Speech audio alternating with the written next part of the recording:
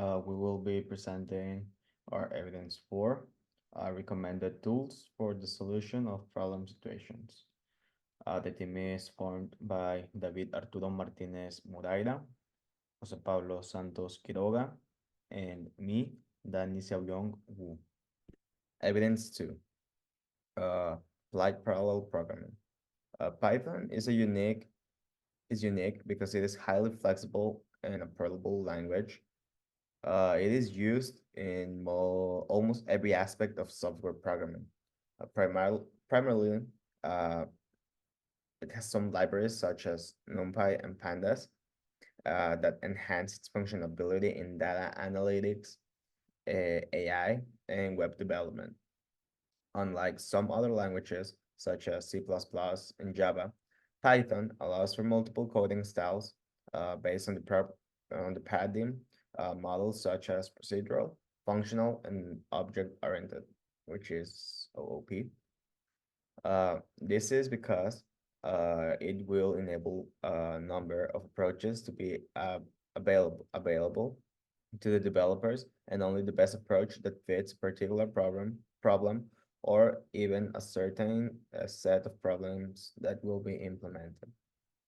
The use of these paradigms is highly valuable, and Python is one of the most flexible languages as it allows transition between paradigms within the same project. The design paradigm it follows lays heavy focus on code clarity and elegance, which is advantageous no matter if the project is smaller or larger scale.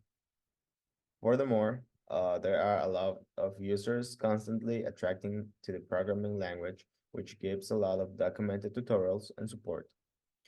This compounds the power and flexibility of Python, making it ideal for different uses in the field of programming, from website development to numerical computation.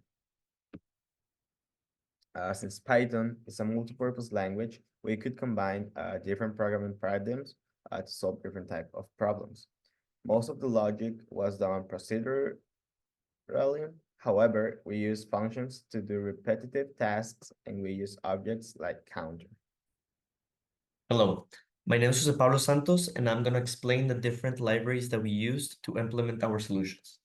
To be able to count the frequency of each character to do the frequency analysis, we used from the collections library, the counts module, and from the multiprocessing library, we use the pools module to be able to use parallel programming, and in that way reduce the time of calculation and make our solution more efficient.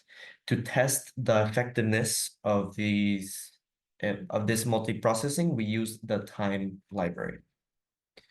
So here we can see the implementation and how we have a function here below that counts the quantity of each character in a string. So we only grab the characters from the text that are letters, making sure they are uppercase, so that we do not count the amount of periods, the amount of commas, which have no impact on the frequency analysis. So we filter to only have alpha letters. Then we use the counter module, and with the inputting the text, and we return the value of that counter.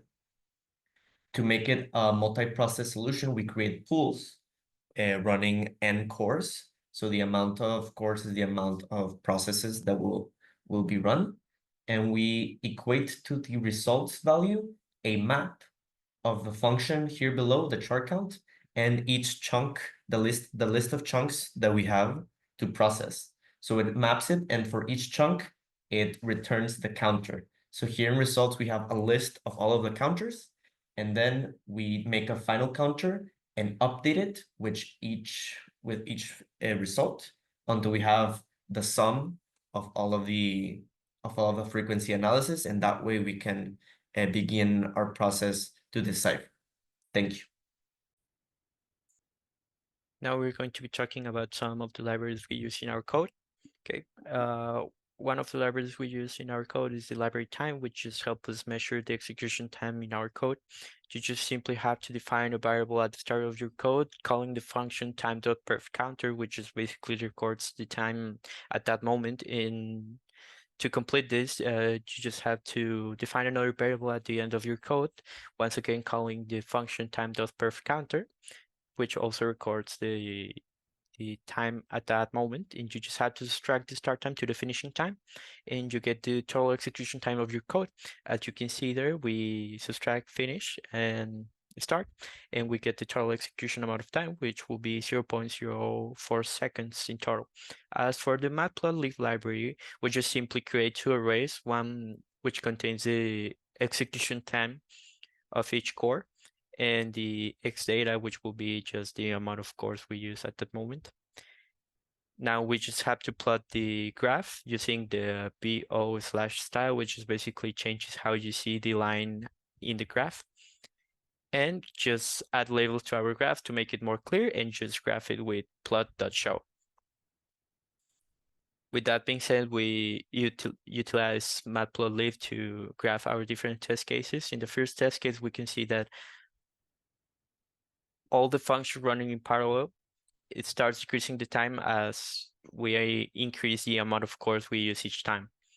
Now for the next two test cases, which will be the decipher function running normally with the substitution analysis incrementing cores each time, we can see that the graph is totally constant. It doesn't change at all. And this also applies to the graph on our right, where we just change the function we increment cores to. Now for the graphs down below, we have the parallel execution with substitution cipher incrementing cores, which basically the cipher function running in parallel, we increment cores to the substitution cipher. And we can see that incrementing cores to our function, it seems to be more beneficial in the end. As for we get about 0.10 milliseconds less than when we started with one core. As for the other graph, it's basically just the same, but we just changed the function of substitution cipher to substitution analysis. And we can basically conclude that incrementing the amount of cores is going to reduce exponentially the amount of time we get each run. But we can also see that we basically get the same amount of time if we run it normally. But also, if we increment the amount of text we want to decipher, it will be more beneficial to run the code in parallel to get less execution time. Since running normally it will take a lot of time rather than in parallel, because it's creating a lot of processes which are going to handle the decipher more fast.